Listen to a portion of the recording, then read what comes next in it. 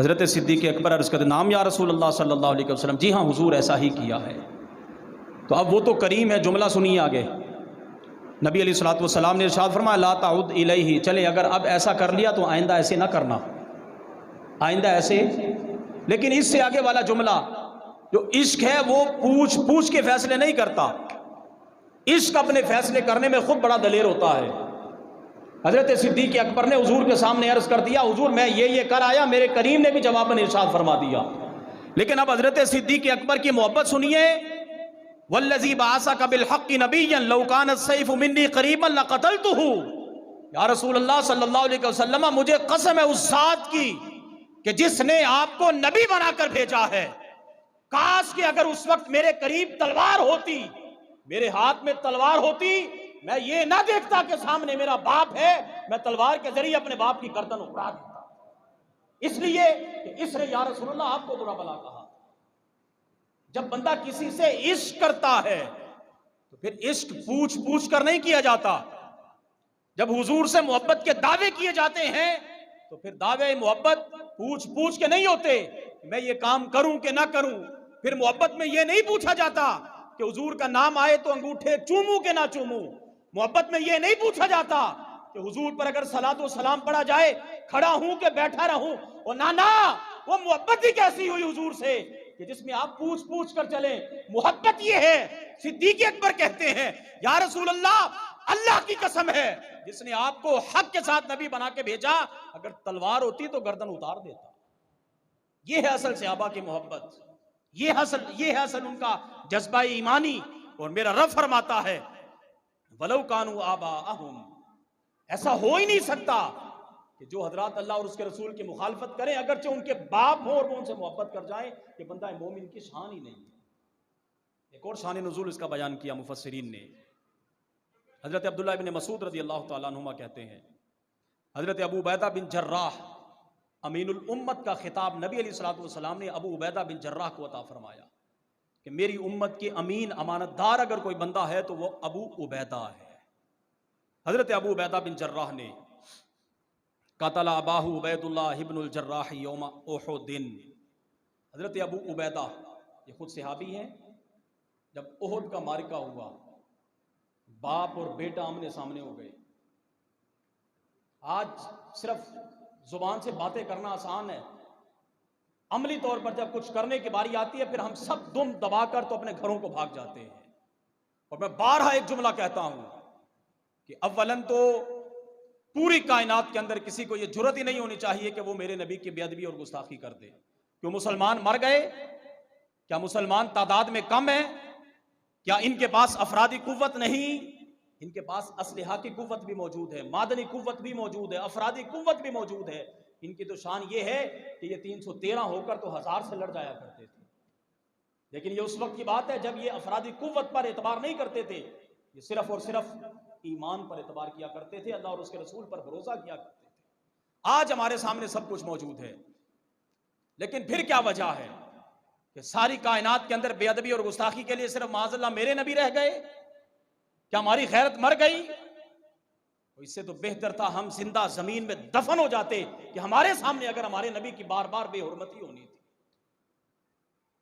हजरत अबू उबैदा बिन जर्राह, उहुद का मैदान है, बाप बेटा आमने सामने, बेटा मुसलमानों की तरफ से जंग में शरीक है, बाप कुफार की तरफ से जंग में शरीक है।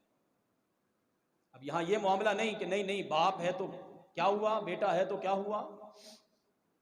हजरत अबू उबैदा बिन जर्राह ने बाप को इसलिए कत्ल कर दिया कि वो काफिरों की तरफ से मेरे नबी से लड़ने क्यों आया। हजरत अबू उबैदा बिन जर्राह ने अपने बाप को मारा तो ये आया मुबारक नाजिल हुई कि ला ताजिदु कौमन युमिनूना बिल्लाहि वल यौमिल आखिर। उनकी शान में अल्लाह ने कुरान करीम की आयत नाजिल फरमा दी। जो बंदा रसूलुल्लाह सल्लल्लाहु अलैहि वसल्लम से मोहब्बत करता है और फिर मोहब्बत का हक अदा करता है, फिर तज़किरे भी तो उन्हीं हजरात के होते हैं।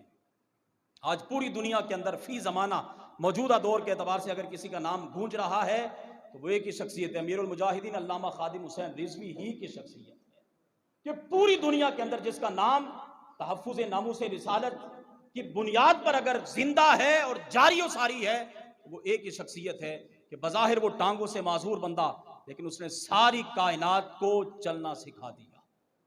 उसने सारी दुनिया को बता दिया कि हुजूर की इज्जत और नामूस पर पहरा अगर दिया जाता है तो कैसे दिया जाता है। तो फिर हमसे वो अच्छा नहीं? अल्लाह ने हमें टांगे भी अता की, अल्लाह ने हमें सलामती भी अता की, सब कुछ होने के बावजूद फिर भी हमारी टांगे कांपती हैं।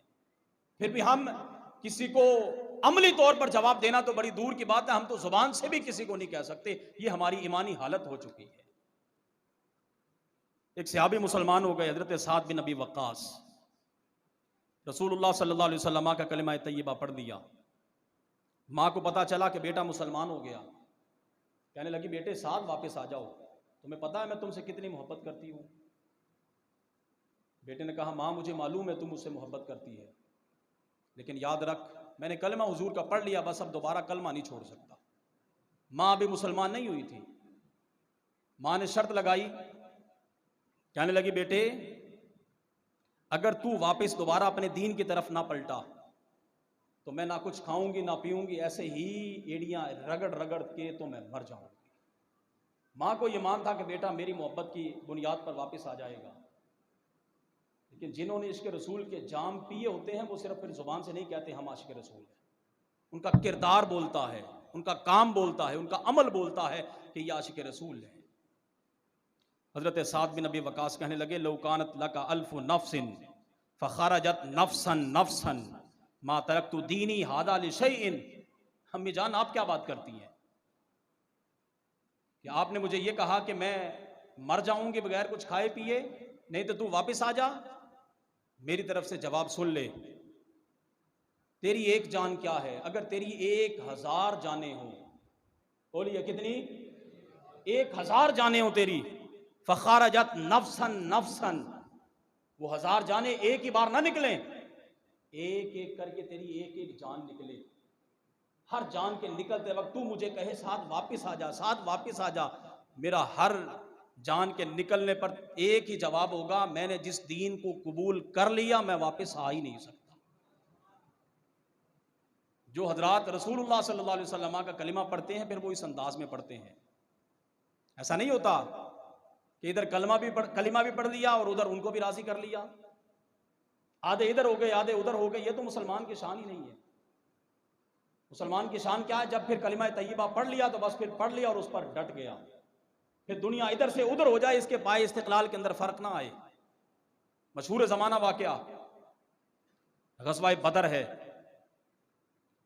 रसूलुल्लाह सल्लल्लाहु अलैहि वसल्लम के गुलाम मैदान में मौजूद और कुफार की तरफ से भी हजरात मौजूद हैं। हजरत सिद्दीक़ अकबर रज़ियल्लाहु ताला अन्हु के साहबजादे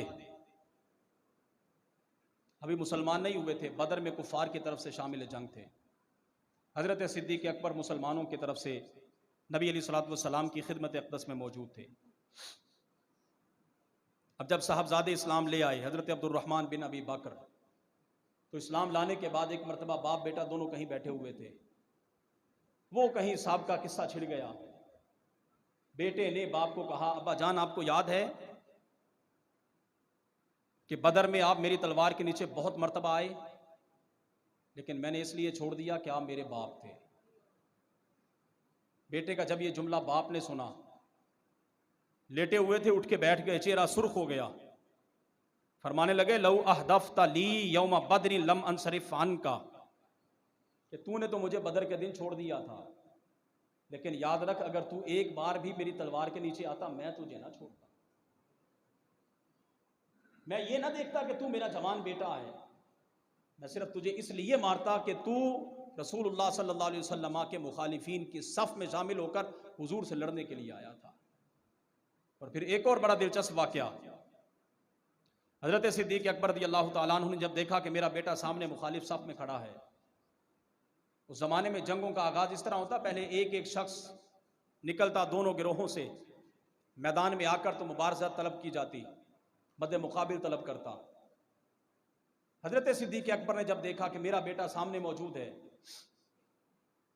तो रसूलुल्लाह सल्लल्लाहु अलैहि वसल्लम से अर्ज़ करने लगे, या रसूलुल्लाह सल्लल्लाहु अलैहि वसल्लम, अभी जंग तो बाद में शुरू होनी है, आप मुझे इजाज़त अता फरमाएं कि मैं मैदान में निकलूं और अपने बेटे को ललकारूं और उसे मुकाबले के लिए पुकारूं और फिर इस तरह बाप बेटे की दोनों की लड़ाई हो। रसूलुल्लाह सल्लल्लाहु अलैहि वसल्लम ने इरशाद फरमाया, अमा तालमु अन्नका इंदी बिमंज़िलति सम्ई वल बसर, यहाँ से सिद्दीक़ अकबर की अज़मत व शान भी मालूम हो रही है। नबी अलैहिस्सलाम ने इरशाद फरमाया, अबू बकर नहीं, तुमने नहीं जाना, तुम नहीं जानते, तुम्हारी मिसाल ऐसे है कि जैसे मेरी आँख और मेरे कान होते हैं।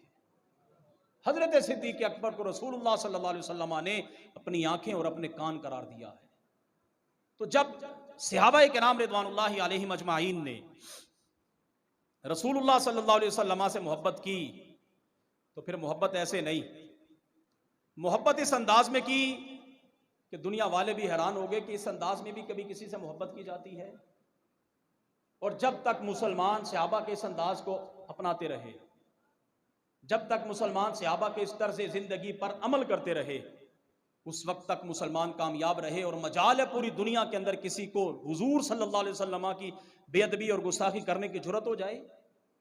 लेकिन जब मुसलमानों ने खुद हीले बहाने तलाश करना शुरू कर दिए, जब मुसलमान खुद ही बुज़दिल हो गए, जब रसूलुल्लाह सल्लल्लाहु